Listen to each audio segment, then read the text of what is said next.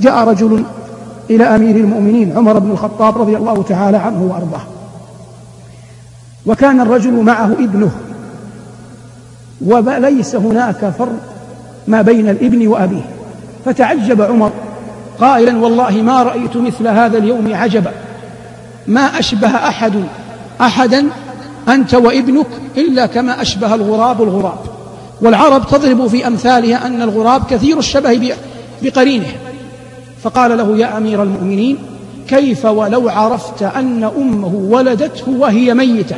فغير عمر من جلسته وبدل من حالته، وكان رضي الله عنه وأرضاه يحب غرائب الأخبار.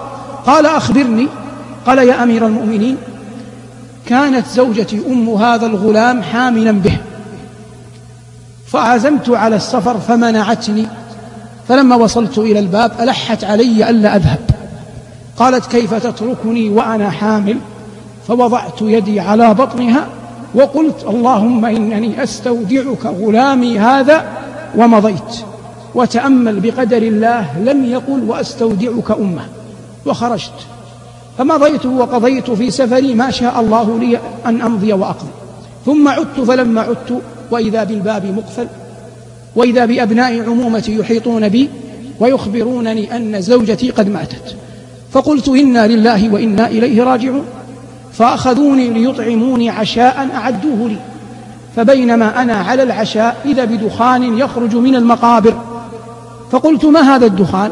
قالوا: هذا الدخان يخرج من مقبرة زوجتك كل يوم منذ أن دفناها.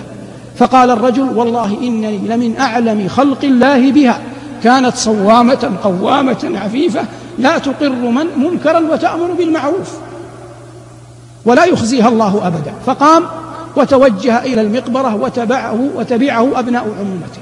قال: فلما وصلت إليها يا أمير المؤمنين أخذت أحفر حتى وصلت إليها، فإذا هي ميتة جالسة، وابنها هذا الذي معي حي عند قدميها، وإذا بمناد ينادي: يا من استودعت الله وديعة خذ وديعتك. قال العلماء: ولو أنه استودع الله جل وعلا الأم لوجدها كما استودعها، لكن ليمضي قدر الله لم يجر الله على لسانه أن يودع الأم. اللهم إنا نستودعك ديننا يا رب العالمين، فارزقنا الثبات عليه حتى نلقاك يا ذا الجلال والإكرام.